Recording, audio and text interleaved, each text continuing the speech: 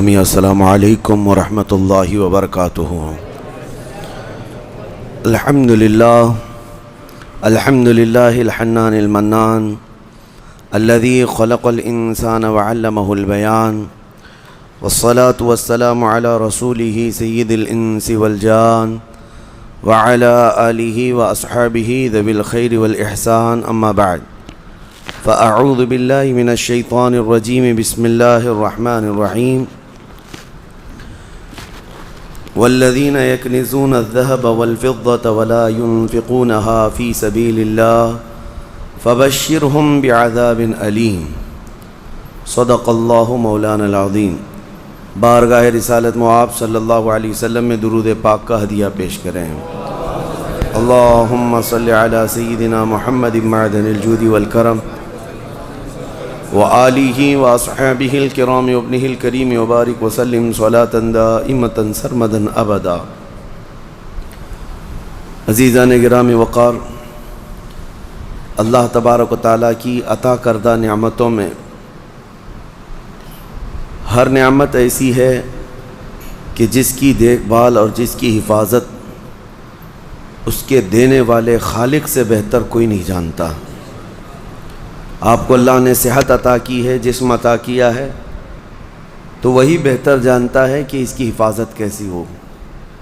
روح دیا ہے اللہ نے آپ کو، تو روح کی حفاظت بھی اللہ ہی بہتر جانتا ہے، بلکہ کائنات کی ہر شے کو پیدا کرنے والا وہی خلاق ہے، اور وہ حفاظت کے طریقے بھی ہمیں خود سکھاتا ہے اور بتاتا بھی ہے۔ روزہ ایک اعتبار سے جسم کی تمام فاسد اور تمام تر بری بیماریوں کو ختم کرنے کا ذریعہ بھی ہے۔ اسی طرح سے اللہ تعالیٰ نے جب آپ کو مال دیا ہے تو اس مال کی حفاظت کا بھی طریقہ اللہ نے بتایا کہ سال میں ایک مرتبہ تم اپنے مال کی زکوٰۃ نکال دو تو یہ مال کا میل نکل جائے گا۔ اس کو احادیث کریمہ میں بھی بیان کیا گیا ہے۔ آپ اگر دن بھر کام پہ رہتے ہیں تو 2 دن ہو جائے، 4 دن ہو جائے، 8 دن نہ ہو، 8 دن ہو جائے، اگر آپ نہاتے نہیں تو آپ کے بدن سے بدبو آنے لگ جائے گی اور لوگ قریب آنا چھوڑ دیں، اور یہ جسم کی بدبو بڑھتی چلی جائے گی۔ اس کے لیے آپ کو نہانا ضروری ہے۔ کوئی بھی آدمی ہو دنیا میں، وہ اپنے جسم کی صفائی کے لیے نہاتا ضرور ہے، کوئی 2 دن میں، کوئی روزانہ، کوئی 3 دن میں، لیکن نہاتا ہے۔ اسی طرح مال کو بہت دنوں تک اگر کوئی جمع کر کے رکھا ہے تو دنیاوی میل اس پر چڑھ جاتا ہے، اور اگر اس کو وہ نہیں پاک کیا تو اس مال کی بدبو اسے ڈس لیتی ہے، اور اس مال کی بدبو اسے بد اخلاق بنا دیتی ہے اور عیاش بنا دیتی ہے۔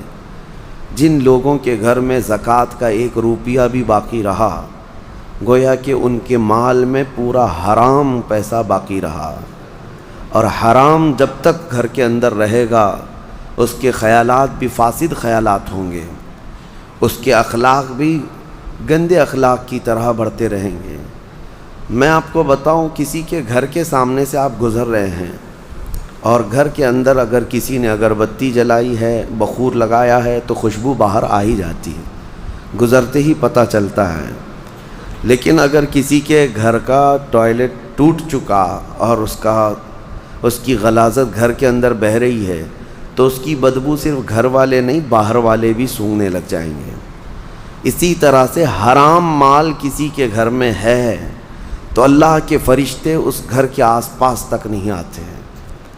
حرام مال جس کے گھر میں جمع کیا ہوا ہو وہ ایسی ہی بدبو دیتا ہے، اللہ کے فرشتے اس کے قریب نہیں آتے۔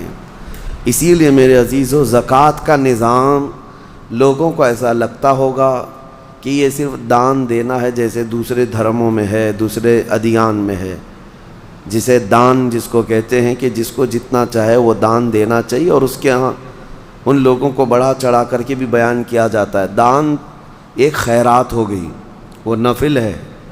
اسلام میں وہ دان دینے کا وہ تو ایک بہت بڑا الگ طبقہ ہے، یعنی خیرات کرنا۔ لیکن زکوٰۃ جو ہے یہ صرف خیرات نہیں، یہ فرض ہے۔ جیسے آپ کے لیے فرض یہ نمازیں فرض ہے، جمعہ آپ کے لیے فرض ہے، اسی طرح سے صاحب حیثیت کے لیے زکوٰۃ فرض ہے، اور اگر اس نے زکوٰۃ نہیں نکالا تو اس کے متعلق قرآن کیا کہتا ہے سنیں، والذین یکنزون الذهب والفضة ولا ينفقونها فی سبیل اللہ فبشرهم بعذاب علیم۔ محبوب، جو لوگ سونا اور چاندی کو جمع کر کے رکھ لیتے ہیں اور اللہ کی راہ میں اس کی زکوٰۃ نہیں دیتے یا خرچ نہیں کرتے، آپ ان کے لیے دردناک عذاب کی بشارت دے دیجئے۔ اللہ فرما رہا ہے اپنے محبوب سے، ان لوگوں کو دردناک عذاب کی بشارت دے دے۔ کیا ہوگا؟ یوم یحمى علیہا فی نار جہنم فتکوی بہا جباہہم وجنوبہم وظہورہم ھذا ما کنزتم لانفسکم فذوقوا ما کنتم تکنزون۔ اللہ فرماتا ہے جس دن آگ تپائی جائے گی، جہنم کی آگ تپائی جائے گی، بھڑکائی جائے گی، تو اس آگ کے ذریعے سے ان کی پیشانیوں کو داغا جائے گا، ان کے بازوؤں کو داغا جائے گا، ان کے پیچھے والے حصے کو داغا جائے گا اس گرم تپی ہوئی آگ سے، اور پھر اس سے کہا جائے گا ھذا ما کنزتم لانفسکم، یہ تو وہی ہے جو تو نے اپنے لیے خزانہ کر کے رکھا تھا، یہ وہی ساری چیزیں ہیں جو تو نے اپنے لیے سیف کر کے رکھا تھا، فذوقوا ما کنتم تکنزون، جو کچھ تم جمع کرتے تھے اب چکھو آج کے دن، آج اس کو چکھو، یہ کہا جائے گا، اس کو چکھایا جائے گا اور عذاب میں مبتلا رہے گا۔ یہاں تک کہ یہ تو قیامت کے دن کے عذابات کا ذکر ہے، اور قبر کے متعلق فرمایا گیا کہ اس کی میت قبر میں رکھ کر کے چلے جانے کے بعد سے لے کر قیامت قائم ہونے تک ایک خوفناک سانپ اس کے گلے میں پھندا ڈال کر قبر میں بیٹھا رہے گا، اور اس کی ناک کی ہڈی کو ڈستا ہوگا اور چوستا ہوگا۔ وہ قبر والا پریشان اس عذاب سے اس کو دور کرنے کی کوشش کرتا رہے، تو وہ سانپ کہتا ہے کہ تو مجھے کیوں الگ کرتا ہے، میں تیرا مال ہی تو ہوں جسے تو دنیا میں بہت زیادہ عزیز رکھتا تھا، میں تیرا سونا چاندی اور تیرا جمع کیا ہوا مال ہی تو ہوں، تو اب اس سے مجھ سے چھٹکارا اس وقت تک نہیں حاصل کر سکے گا جب تک اسرافیل علیہ السلام سور نہ پھونک دیں۔ میرے عزیزو، یہ جو وعیدیں آئی ہیں ان لوگوں کے لیے ہیں جنہوں نے اپنے مال کا حق اللہ کی راہ میں نہیں دیا۔ آپ دیکھیں اللہ کریم نے جو کچھ بھی دیا ہے آپ کو، یہ آپ کی اپنی محنت نہیں، جو اگر یہ سمجھتا ہو میں نے اپنے خون پسینے کی محنت سے یہ سب کمایا ہے، یہ خام خیالی ہے میرے عزیز۔ اللہ تبارک و تعالیٰ اگر نہ دینا چاہے، تمہاری ناک زمین پر گھس جاتی، وہ ایک سکہ بھی تجھے نہ ملتا۔ رب تعالیٰ کی یہ عنایتیں ہیں جو تمہیں مال دیا، لیکن جس نے دیا کیا تم سے اس نے پورے آدھے مال کا تقاضا کیا؟ رب تبارک و تعالیٰ نے یہ فرمایا کہ تم کو اگر 1,00,000 روپے کی قیمت کی کوئی چیز آج دنیا میں دی گئی تو 50,000 اللہ کی راہ میں دے دینا، یا 1/4 25,000 دے دینا، 1 پاؤ حصہ دے دینا۔ نہیں، دنیا تو تقاضا کرتی ہے پرسنٹیج کا، یہاں رب تبارک و تعالیٰ نے پورے سال میں، وہ بھی انکم پر نہیں، سیونگ پر۔ یاد رکھو دنیا کی جو ٹیکس ہیں، جتنی بھی ڈپارٹمنٹ ہیں، وہ تمہارے انکم پر ٹیکس لگاتی ہیں۔ انکم جتنی ہو رہی ہے اس پر ٹیکس ہے۔ انکم ٹیکس کیا ہے؟ آپ جتنا کما رہے ہیں اس پر ٹیکس آتا ہے، لیکن میرا مولا تمہارے انکم پر نہیں۔ تم سال میں کروڑ روپے بھی کماتے کیوں نہ ہو، لیکن اگر بچتا کچھ نہیں ہے تو زکوٰۃ کچھ بھی نہیں، زکوٰۃ کچھ بھی نہیں ہے۔ ہاں، جو سیونگ ہے تمہارے پاس، جو بچی ہوئی چیز ہے، اس کے لیے رب تعالیٰ فرماتا ہے جو بچا کر تم نے رکھا ہے، اب اس کا آدھا نہیں، اس کا پاؤ نہیں، اس کا 10واں حصہ نہیں، اس کا 20واں حصہ نہیں، بلکہ اپنے پورے مال کا 40واں حصہ 2.5% صرف اللہ کی راہ میں ادا کیا کرو۔ باقی 97.5% تمہارے پاس سیف رہتا ہے، 97.5% تمہارے پاس۔ مجھے حیرت ہوتی ہے زکوٰۃ کے اس نظام کو، کبھی میں سوچتا ہوں اتنا 2.5% نکالنے سے ہوتا کیا ہے؟ کس کا بھلا ہوگا؟ نکالنے والے کا کیا نقصان ہونے والا ہے؟ کچھ بھی نہیں۔ اور جس کو دے رہے ہیں اس کا کیا ہوگا؟ نہیں۔ یہ رب ذوالجلال کی حکمت بالغہ ہے۔ آپ کو میں بتاؤں، رسول اقدس صلی اللہ تعالیٰ علیہ وسلم کے زمانے میں جو غربت تھی مدینے کی وہ ایسی غربت تھی کہ صحابہ کے پاس پورا جسم چھپانے کے کپڑے بھی نہیں تھے. کسی کے پاس 2 کپڑے، کسی کے پاس 1 کپڑا. اور کھانے پینے کی اشیاء کی ایسی قلت تھی کہ وہ صرف 1 یا 2 کھجور پر پورا دن گزار لیتے تھے. ان کے پاس ہتھیار خریدنے کے لیے پیسے نہیں تھے جو جنگوں میں ایسی لکڑیاں لے کر چل پڑتے تھے. غربت کا عالم یہ تھا. آپ کو میں بتاؤں، جنگ بدر جو ہوئی ہے 17 رمضان المبارک کو، 313 صحابہ میرے آقا کے ساتھ گئے تھے بدر کی وادی تک، 160 کلومیٹر. لیکن آپ کو پتہ ہے ان 313 صحابہ کے درمیان صرف 4 گھوڑے تھے. 4 گھوڑے. آپ سوچ سکتے ہیں 4 گھوڑے تھے صرف جس پر سواری کی جا سکتی ہے 313 لوگوں کے پاس. وہ غربت کا عالم تھا. لیکن نبی کریم صلی اللہ تعالیٰ علیہ وسلم نے یہ زکوٰۃ کا نظام قائم فرمایا. میں آج آپ کو بتاؤں کہ حضور پاک کی وفات ظاہری کے بعد صدیق اکبر کا زمانہ آیا. 2.5 سال صدیق اکبر نے خلافت کی. اس کے بعد سیدنا عمر ابن خطاب کا زمانہ آیا. اب دور خلافت عمر میں حضرت عمر فاروق کی خلافت کا دور ہے. اب زکوٰۃ کا نظام بڑھ چکا تھا. اسلام کی سرحدیں بھی بہت دور ہو چکی تھیں، بہت پھیل چکی تھیں. یمن کے گورنر سیدنا معاذ ابن جبل رضی اللہ تعالیٰ عنہ صحابی رسول ہیں، وہاں کی زکوٰۃ کلیکٹ کرتے ہیں اور وہ زکوٰۃ مدینہ بھیجتے ہیں حضرت عمر کے پاس خط لکھ کر کے، امیر المومنین یمن کے غنی حضرات کی یہ زکوٰۃ ہے، فقراء مدینہ میں اس کو تقسیم کر دیا جائے. جب مال مدینے پہنچا سیدنا عمر فاروق رضی اللہ تعالیٰ عنہ نے لیا، مدینے میں اعلان کیا کہ یمن سے زکوٰۃ آئی ہے، جو مستحقین ہیں وہ آ جائیں. 3 دن تک مسلسل اعلان ہوتا رہا. مدینے میں ایک آدمی بھی زکوٰۃ لینے والا رہا ہی نہیں. ہر ایک اتنا کیپیبل ہو چکا تھا کہ زکوٰۃ دینے والے تھے، مدینے میں لینے والا کوئی تھا ہی نہیں. یہ اتنا جلدی کیسے ریولیوشن آیا؟ اس غریبی سے کیسے لوگ اس منزل تک پہنچے؟ حضرت عمر فاروق رضی اللہ تعالیٰ عنہ نے پوچھا کہ مدینے میں کوئی آنے والا نہیں ہے زکوٰۃ لینے کے لیے؟ یہ وہی مدینہ ہے جب آئے تھے تو ان کو پانی کی قلت تھی، پانی بھی نہیں پی پا رہے تھے، پیسے دے کر خریدنا پڑتا. تو پھر حضرت عمر نے خط لکھ کر کے واپس بھیجا حضرت معاذ بن جبل کو کہ مدینے میں کوئی بھی اب زکوٰۃ کا مستحق نہیں رہ گیا، لہٰذا یمن کے فقیروں میں ہی اس کو تقسیم کر دو. حضرت معاذ بن جبل کے پاس یہ مال دوبارہ گیا اور انہوں نے دوبارہ پھر خط لکھ کر کے بھیجا کہ حضور پورے یمن میں بھی کوئی فقیر نہیں رہ گیا. یہ نظام مصطفیٰ ہے، یہ نظام مصطفیٰ ہے. تم سمجھتے ہو 2.5% سے کچھ نہیں ہوتا؟ بہت بڑا ریولیوشن آتا ہے، بہت بڑا انقلاب آتا ہے، کیونکہ یہ حکم اللہ کا ہے. اور جب یہ صحیح جگہ پر پہنچے گی تو رب ذوالجلال وہ اس کی شان قدرت ہے کہ اس کس غریب کو اٹھا کر غنی بنا دے. میرے عزیزو، آج کئی نظام درہم برہم ہے. ہماری زکوٰۃ کا نظام بھی درہم برہم ہے. بعض لوگ تو زکوٰۃ کو چاہتے ہی نہیں کہ نکالیں، نعوذ باللہ، وہ عذاب الہی کے شکار ہوں گے. وہ چاہے 1 روپیہ بھی بچا کر کے جائیں تو پھر ان کے اوپر یہ قرضہ چڑھا ہی رہے گا مرنے تک. اور موت کے وقت جو اس کے لیے سختیاں ہیں یہ مال کی وجہ سے، اللہ بچائے. کچھ کا تو زکوٰۃ پر ایسا معاملہ ہے کہ وہ دینا نہیں چاہتے، اور کچھ ایسے ہیں جو دے تو لیتے ہیں لیکن کہاں دینا ہے یہ نہیں معلوم. اس کی وجہ سے یہ نظام ایسا ہو گیا، مستحقین تک زکوٰۃ پہنچتی نہیں اور کسی جگہ زکوٰۃ جا کر کے جام ہو جاتی ہے. کسی جگہ زکوٰۃ ایک ہی جگہ جا رہی ہے اور وہاں سیف ہوتی گئی اور جو مستحق تھا وہ مستحق ہی رہ گیا. اصل مسئلہ جو ہمارے بیت المال کا تھا وہ نظام ہی نہیں ہے. پہلے بیت المال ہوا کرتا، امیر المومنین جو ہوتے وہ سب کی زکوٰۃ کلیکٹ کر کے بیت المال میں جمع کرتے، اور پھر جتنے بھی فقراء ہوتے تھے ان کا رجسٹر ہوتا تھا کہ کون کون مستحق ہے، اور ان کو سال بھر فوکس کر کے بیت المال سے دیا جاتا.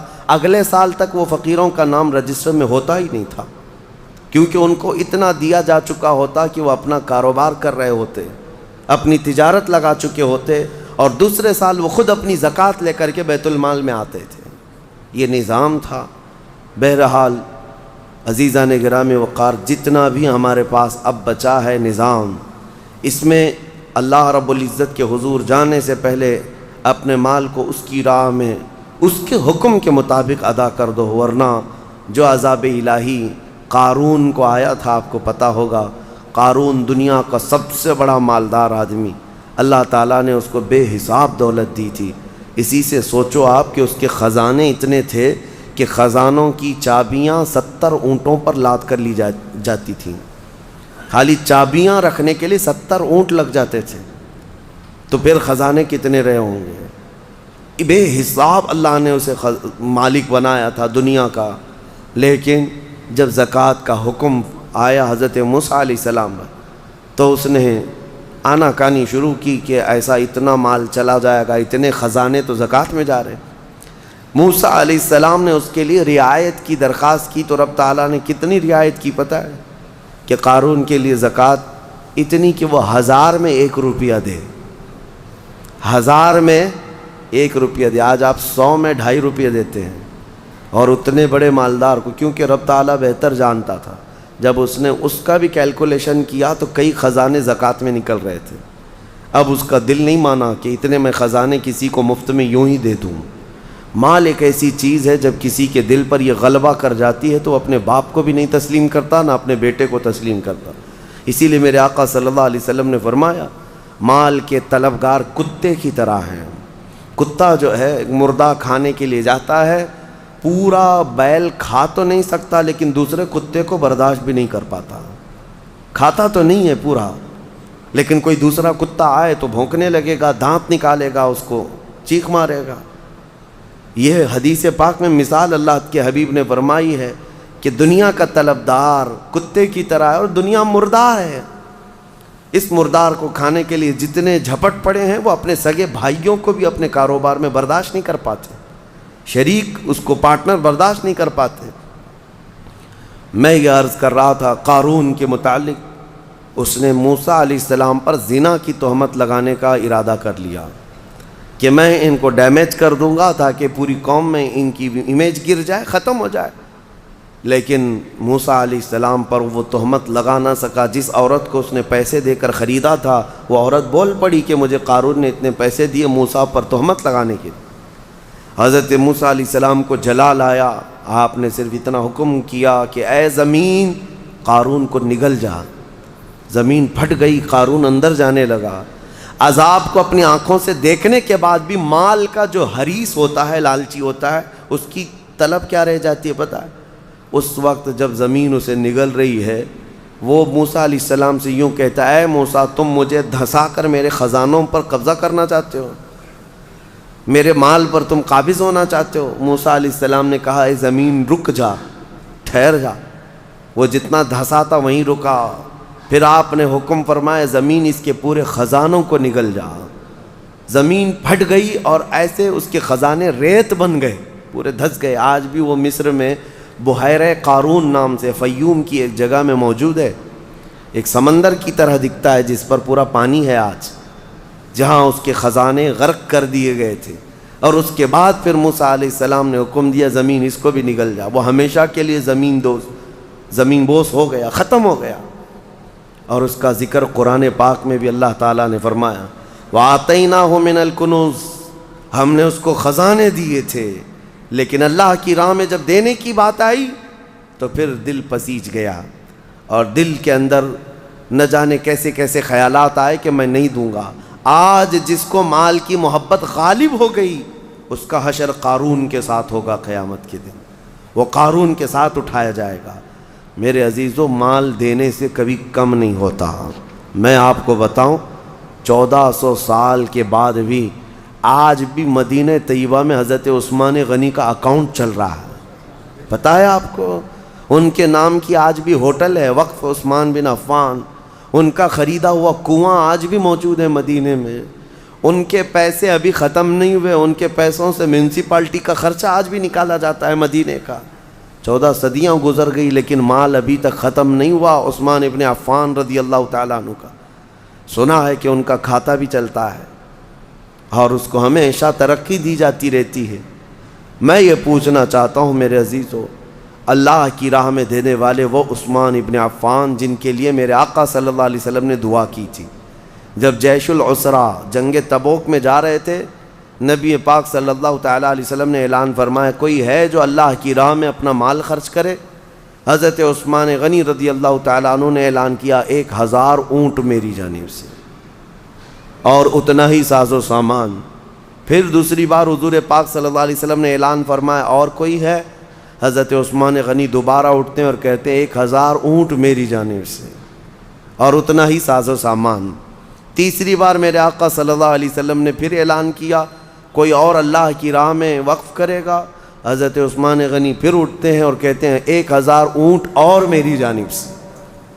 ایک محفل میں 3000 اونٹ ساز و سامان کے وقف کرنا، اور اس کے بعد میرے آقا نے فرمایا اب عثمان کو جنت میں جانے سے کوئی چیز روک ہی نہیں سکتی، جنت واجب کر لیا انہوں نے اپنے اوپر۔ میں کیلکولیشن کے اعتبار سے آپ کو ایک تخمینہ اندازاً بتاؤں، اس زمانے میں جو حضرت عثمان غنی نے ایک محفل میں وقف کیا تھا حضور پاک کے ایک فرمان پر، ایک محفل میں جو دیا تھا، آج کے حساب سے جب اس کو ٹیلی کیا جائے اور کیلکولیٹ کر کے اس کی آج کی قیمت لگائی جائے تو تقریباً 116 کروڑ روپے کی قیمت ہوتی ہے۔ 1 ارب 16 کروڑ آج کے دور کے اعتبار سے۔ وہ اونٹ، وہ ساز و سامان، وہ ساری چیزیں، ہے کوئی جو فرمان مصطفیٰ پر 120 کروڑ اپنا یوں ہی لگا دے اللہ اور اس کے رسول کے نام پر؟ اب یہاں سے یہ بھی اندازہ ہوتا ہے کہ اللہ تعالیٰ نے ان کو اس زمانے میں کتنا مال دیا تھا، لیکن کبھی انہوں نے اللہ کی راہ میں خرچ کرنے کے لیے بخالت سے کام کبھی نہیں لیا، کبھی کوئی کنجوسی نہیں، کبھی کوئی مال پر بیٹھ جانا سانپ کی طرح کوئی ایک جگہ بھی ہمیں نہیں دکھا سکتا۔ حتیٰ کہ ایک تجارت انہوں نے جو کی تھی، اللہ اکبر، وہ ایسی تجارت کہ مدینے میں جو ہے یہودی بڑے پیسے والے تھے۔ آج بھی پوری دنیا کو کریڈٹ پر جو چلا رہے ہیں یہ یہودی ہیں، ملٹی نیشنل کمپنیاں سب یہ اپنے پاس رکھتے ہیں، ورلڈ بینک ان کے پاس ہیں، پوری دنیا کی بڑی بڑی کمپنیاں جو آج آپ کو نظر آتی ہیں، وہ الیکٹرانک تمام چیزوں کو لیں یا پھر کھانے پینے کی چیزوں کو لیں یا استعمال کی چیزیں، بڑے لیول کی کمپنیاں جن پر یہ ڈیرا ڈال کر بیٹھے ہوئے ہیں، اور ان کا حال یہی ہے کہ لوگوں کو سود پر دو اور ان کا پورا مال کھینچ لو۔ اب ہر چیز پر کریڈٹ ہے نا، آپ کو تو کوئی چھوٹا سا سامان بھی لینا ہے تو آپ کو ادھار دے دیا جائے گا اور اس کے بدلے آپ کو سود لے لیا جائے گا۔ یہودیوں کے یہ فطرت میں برسوں سے ہے، آج سے نہیں، پوری دنیا کو یہ نوٹ پر لا کر کھڑا کی ہیں۔ پہلے نوٹ یہ پیسے نہیں تھے، یہ جو کاغذ کی نوٹ آج آپ دیکھتے ہیں، یا اگر حکومت نے کہہ دیا کہ آج سے اس کی ویلیو نہیں تو کل سے تو اس کو کچرا اٹھانے کے بھی کام میں نہیں آئے گی، اس نوٹ کی قیمت کچھ نہیں ہے، صرف گورنمنٹ مانتی ہے کہ اس کی اتنی مالیت ہے تو ہم بھی چلا لیتے ہیں، ورنہ فی نفسی ہی اس نوٹ کی کوئی ویلیو نہیں۔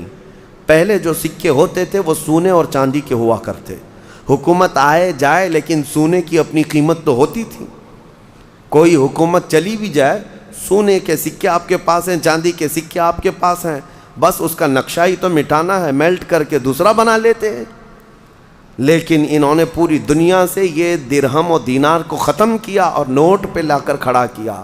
اس کی وجہ یہی تھی کہ نوٹوں کے ذریعے سے ان کو اتنا مالدار بنا جائے۔ اچانک ایک دن جیسے یہاں اعلان ہوا تھا، کہہ دیا جائے کہ نوٹوں کی کوئی ویلیو نہیں ہے، سب کے سب فقیر ہو جائیں گے، سب کے سب فقیر، کسی کے پاس کچھ نہ رہے۔ اس زمانے میں مدینہ طیبہ میں یہ یہودی یوں کرتے تھے کہ جو تجارت کا قافلہ ملک شام سے آتا تھا مدینے میں مال بیچنے کے لیے، تو یہ مدینے سے کچھ میل دور جا کر کے پورا مال خرید لیتے تھے اور خرید کر کے مدینے میں لا کر کے اس کو جمع کرتے، پھر 8-10 دن کے بعد اس مال کو ڈبل ٹبل نہیں، پتہ نہیں کتنے کتنے داموں سے یہاں مدینے والوں کو بیچتے تھے، بہت مہنگی چیزیں یہاں مدینے میں بیچتے، لوگ مجبوراً وہ سامان خریدتے۔ ایسے حالات تھے۔ ایک بار ہوا یہ کہ حضرت عثمان غنی کو جب یہ چیزیں ان کی حالتیں معلوم تھیں تو قافلہ ملک شام سے تجارت کا آ رہا تھا، ابھی بہت دور تھا، حضرت عثمان غنی نے جا کر پورا قافلہ خرید لیا، پورا مال خرید لیا، اور خرید کر کے جب مدینے آئے یہودیوں کو پتہ چلا کہ ہم تو لیٹ ہو گئے ہیں، اب پھر سب کے سب دوڑے دوڑے آئے حضرت عثمان غنی کے پاس، دیکھو تمہارا تو یہ کام ہے نہیں، ہم برسوں سے یہ کام کر رہے ہیں، تم اپنا یہ مال بیچ دو۔ حضرت عثمان غنی نے کہا میں نے خریدا ہے، اب میں بیچوں گا، میں تجارت کے لیے لیا ہوں۔ کہا ٹھیک ہے تجارت، تم نفع کما لینا، کتنے میں لیے تھے اس کا ڈبل ہم سے لے لو، جتنے میں لیے تھے اس کا ڈبل ہم سے لے لو، یعنی اگر تم نے 1,00,000 کی یہ پوری مالیت کا قافلہ خریدا ہے تو ہم سے 2,00,000 لے لو۔ حضرت عثمان غنی نے کہا کہ میں اتنے کم نفع میں نہیں بیچوں گا اپنا مال۔ تو پھر وہ بحث و مباحثے کے بعد بڑھاتے ہیں، اچھا 2 گنا لے لو، 1,00,000 روپے کی قیمت کا ہے تو ہم سے 3,00,000 روپے لے لو، 2 نہیں 3,00,000 روپے لے لو۔ حضرت عثمان غنی نے کہا نہیں میں اتنے کم نفع میں نہیں بیچوں گا۔ پھر بحث ہوتی رہی، 3 گنا پر آئے۔ اب اسی سے اندازہ لگاؤ کہ وہ 3 گنا حضرت عثمان غنی سے خرید رہے ہیں تو پھر مدینے والوں کو کتنوں میں بیچیں گے؟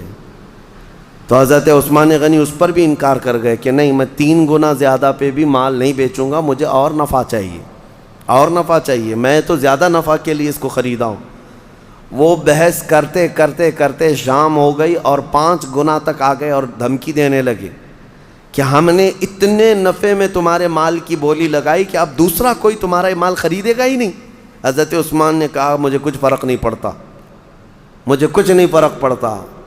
تو جاتے جاتے کسی یہودی نے کہا 10 گنا زیادہ پہ دے دو گے؟ 1,00,000 کا مال 10,00,000 میں دے دو گے؟ حضرت عثمان غنی نے کہا جاؤ تم اپنے گھر، میں اتنے کم نفع میں نہیں بیچنے والا۔ یہ کیا بات ہوئی؟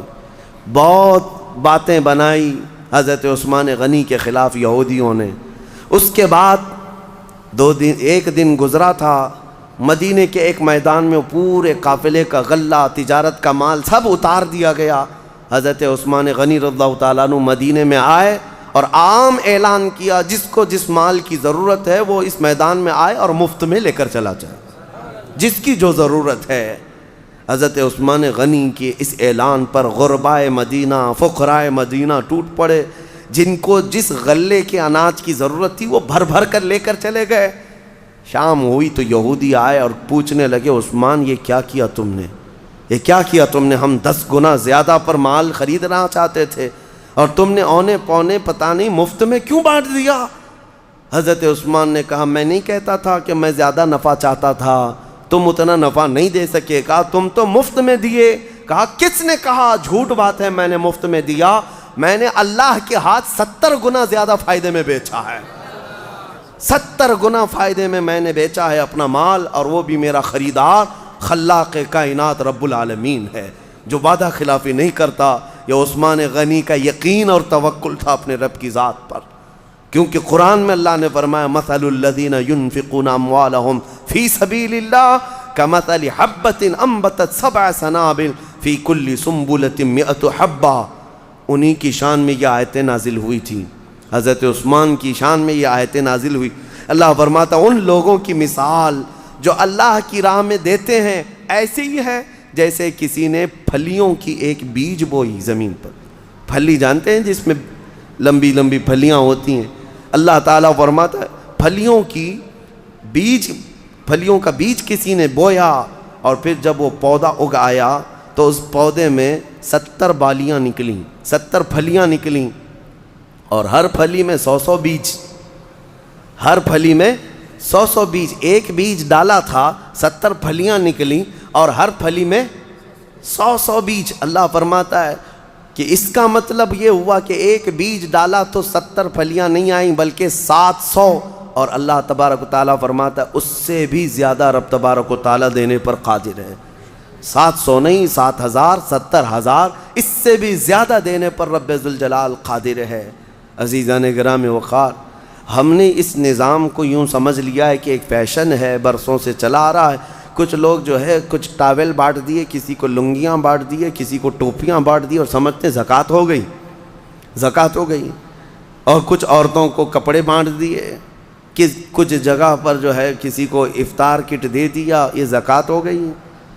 کچھ چیزوں کا دکھاوا کر لینے سے زکوٰۃ نہیں ہوتی، زکوٰۃ کا مال پورا کا پورا حساب کرو، حساب کے ساتھ نکالو اور مستحق تک پہنچاؤ۔ یا اگر کسی کو وکیل بناتے ہو اپنی زکوٰۃ کا تو پھر اس وکیل کے ذریعے سے مستحق تک اس مال کو پہنچاؤ۔ آپ کو میں ایک بات بتا دوں، رب ذوالجلال تمہیں دنیا میں بھی کبھی شرمندہ ہونے نہیں دے گا، اور آخرت میں بھی۔ بنی اسرائیل کی ایک خاتون کے متعلق میں گفتگو کو یہاں لا کر کے آپ کے سامنے عرض کرتا ہوں کہ ایک عورت، ایک لڑکی تھی، جوان دوشیزہ تھی، اس کا باپ بڑا کنجوس تھا، بخیل تھا، اور لڑکی بڑی دیالو سخی۔ ایک بار اس کے گھر فقیر آیا تو اس نے قیمتی چیز اٹھا کر کے اس لڑکی نے دے دیا جو اس کے باپ کو بڑی پسندیدہ تھی، اور وہ بہت اس کی حفاظت کرتا تھا۔ وہ قیمتی چیز تھی، اس لڑکی نے اٹھا کر ایک فقیر کی جھولی میں ڈال دیا۔ فقیر تو ناچتا خوش ہوتا چلا گیا۔ باپ کو جیسی پتہ چلا، اس کی تو آگ لگ گئی بدن۔ پہلے سے تھا بخیل، خرچہ کرتا نہیں تھا، اور اس پر یہ کہ گھر کی سب سے قیمتی چیز لڑکی نے اٹھا کر دی۔ غصے میں آیا اور اپنی بیٹی کا ہاتھ کاٹ دیا، ہاتھ کاٹ دیا۔ یہ ظالم تھا، کہا کہ تو نے اٹھا کر دیا کیسے؟ بہرحال بات آئی گئی ہو گئی، جوان ہو گئی، اس کی شادی کی بات تھی، خوبصورت بہت تھی لیکن ہاتھ نہیں تھا، ہاتھ نہیں تھا۔ بہرحال ایک بہت مالدار گھرانے کا ایک نوجوان، اس زمانے کا شہزادہ تھا، اس کو یہ لڑکی پسند آ گئی، لیکن ہاتھ دکھایا نہیں۔ جب لڑکی کی پسند چل رہی تھی یا لڑکے کی منہ دکھائی چل رہی تھی تو اس نے ہاتھ اندر چھپا رکھا تھا، کیونکہ دکھائیں گے تو عیب ہے اور جلدی کوئی شادی نہیں کرے گا۔ اسی پر وہ پسند کر لیا اور شادی فکس ہو گئی، لیکن کسی کو پتہ نہیں تھا، دولہے کے گھر والوں کو، کہ لڑکی کا ہاتھ نہیں ہے۔ وہ اپنے جبے میں اندر چھپائے رہتی اپنے کپڑوں میں۔ پھر چند دنوں کے بعد جب شادی ہوئی، گھر پہنچے، دلہن کو لے جا کر کے وہ اپنے گھر سجا سنوار کر لائے۔ اس کی بڑی ارمان تھی، بڑی خوبصورت عورت میرے گھر آ رہی ہے، اخلاق کی بھی اچھی تھی، سیرت کی بھی اچھی، صورت کی بھی اچھی۔ لیکن رات کو جب دسترخوان پر بیٹھتے ہیں، اب ہاتھ تو تھا نہیں، سب کے سامنے کھانا تو ہے اور سیدھا ہاتھ غائب ہے۔ کیسے نکالے ہاتھ؟ بائیں ہاتھ سے کھائے تو لوگوں کو پتہ چلے۔ وہ خاموش بیٹھی رہی۔ اب اسے اندازہ ہونے لگا کہ میرا یہ عیب کھل جائے گا، میں کب تک اس کو چھپا کر کے رکھوں گی؟ کب تک؟ میرے گھر کی ماں اور میرے گھر کی عورتوں کے کہنے پر اب تک چھپا ہی رہی، لیکن اب کب تک چھپاؤں؟ اس کی آنکھوں میں آنسو آ گئے۔ پھر اس کے بعد لوگوں کا اصرار بڑھتا گیا کہ چلو کھاؤ، کھانا تو شروع کرو۔ اس کے دولہا، اس کے شوہر جو نئے نئے ابھی شادی والا تھا، اس نے کہا کہ میری رفیق حیات، ہاتھ نکالو اور کھانا شروع کرو، ہاتھ نکالو۔ ہاتھ نکالنے کو تیار نہیں۔ ہاتھ نکالے تو کیسے؟ ٹوٹا ہوا ہاتھ ہے، میری شادی ٹوٹ جائے گی۔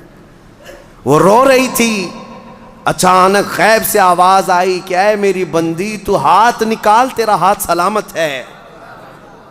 اس نے جب ہاتھ نکالا تو اس کا ہاتھ پورا کا پورا سلامت تھا، اور اس نے دسترخوان سے کھانا اٹھایا اور کھانے لگی۔ حیرت میں وہ رو پڑی، سجدے میں گر پڑی۔ اس وقت جو اللہ کے نبی تھے ان کے پاس گئی اور ماجرا بیان کیا۔ اللہ کے نبی نے کہا کہ رب تعالیٰ یہ فرماتا ہے، ہم اس ہاتھ کو کبھی شرمندہ اور ذلیل ہونے نہیں دیتے جو ہمارے راہ میں اٹھا کرتا ہے، جو ہمارے راستے میں اٹھا کرتا ہے، اس ہاتھ کو ہم ذلیل ہونے نہیں دیتے۔ اللہ ہم سب کو وہ ہاتھ عطا فرمائے جو رب ذوالجلال کے راستے میں اٹھا کرے۔ آج بہت سارے لوگ تمہارے انتظار میں ہیں، اللہ نے اگر کچھ دیا ہے تو ان غریبوں کے حلق تر کرو جن کے ہاں آج کوئی چیز نہیں پہنچ پاتی۔ میرے عزیزوں، پیشہ ور فقیروں کو بانٹنے کی میں بات نہیں کر رہا، آج بہت سارے ایسے لوگ ہیں جن کے ہاں افطار بھی نہیں ہے۔ ہم نے سنا اور ہماری طرف سے جو ہو سکتا ہے، ترکی میں، شام میں، یمن میں جو لوگ خدمات کر رہے ہیں، اللہ ان کو سدا سلامت رکھے۔ لیکن کئی گھر ایسے ہیں جو پانی پہ سحری کر رہے ہیں اور پانی پہ افطاری کر رہے ہیں، اس کے علاوہ ان کے پاس کوئی چیز نہیں، کوئی چیز نہیں۔ بہت ساری ایسی خبریں آتی ہیں، عرب دوست جو ہمارے وہاں بیٹھے ہیں وہ کہتے ہیں بچے اتنے مجبور ہو جاتے ہیں کہ رات کے وقت گھاس نکال کر کے کھا لیتے ہیں اپنے پیٹ کو۔ یہ ظالموں نے اتنی بمباریاں کی ہیں، سپر پاور طاقتیں ان کے منہ سے لقمے تک چھین چکے ہیں، لیکن آپ کو پتہ ہے جو سونے کے ٹوائلٹ بنانے والی یا عربوں کی عیاشیاں ایک لقمہ ان غریبوں تک نہیں پہنچا پاتے ہیں۔ ایک لقمہ عراق، یمن، شام، فلسطین میں نہیں پہنچا پاتے، لیکن آپ حضرات اگر اپنا مال پہنچا نہیں بھی سکتے تو کم از کم ان غریبوں کا احساس تو کرو، احساس کرو جب اللہ تعالیٰ تمہیں شام کے وقت دسترخوان میں کیا نہیں عطا کرتا، ہر طرح کی نعمت تمہارے دسترخوان میں افطار میں ہوتی ہے، تم اپنے پیٹ بھر لیتے ہو، اس وقت دعاؤں میں غربائے امت کو یاد کرو، اے اللہ تیرے حبیب کی وہ بھی امت ہے جن کے حلق آج تر نہیں ہو پاتے، اور میرے دسترخوان کو تو نے نعمتوں سے بھر دیا ہے، طاقت و قوت ہے تو اپنا مال ان غربا تک پہنچاؤ اور اپنا مال نکالو، ورنہ یہ عذاب الہی کے بھی شکار ہوں گے اور تمہارا مال بے برکتی کا سبب بنے گا۔ چند دنوں کے بعد یہ مال ایسا ختم ہو جائے گا تمہیں پتہ ہی نہیں۔ ہمارے علاقے میں ایک شخص تھا جو کہتا تھا میری 7 پشتوں تک میں نے اتنا مال رکھا ہے، 7 پشتوں تک لوگ بادشاہ رہیں گے، 7 پشتوں تک، یعنی اتنا مال جمع کیا تھا۔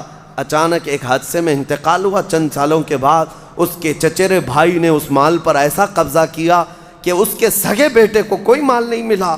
آج بھی وہ شخص موجود ہے، 10-10 روپے کی بھیک مانگتا ہے، اسی بڑے مالدار کا آدمی، وہ اپنے پان کے لیے، اپنے کھانے پینے کے لیے 10 روپے کی بھیک مانگتا ہے، جس کا باپ کہتا تھا کہ 7 پشتوں تک میرا مال چلے گا۔ میرے عزیزو، رب تبارک و تعالیٰ کے چاہے بغیر کچھ نہیں چلے گا۔ آؤ اللہ رب العزت کی بارگاہ میں دعا کرتے ہیں کہ مولا کریم ہمیں دنیاوی مال اور حرص سے محفوظ فرمائے، اور رب قدیر ہمیں اس کی بارگاہ میں جانے کے وقت پاک و صاف اور ستھرا چہرہ لے کر جانے کی توفیق عطا فرمائے۔ مولا رمضان المبارک میں غربائے امت پر تو رحم فرما دے، یمن، شام، فلسطین، عراق، افغان، برما، جہاں جہاں مسلمان قسم پرسی کے عالم میں ہے، اے رب کائنات اس رمضان میں انہیں کشادگی عطا کر دے، ان کے لیے امن و امان پیدا فرما دے، ان کے دسترخوان کشادہ فرما دے، انہیں خوشحالی کی طرف لے آ۔ اے اللہ تیرے حبیب کی امت جو بلک رہی ہے اس کی تو دستگیری فرما۔ وصلی اللہ تعالی علی خیر خلق محمد وآلہ وصحبہ اجمعین، وآخر دعوانا ان الحمد للہ رب العالمین۔ آج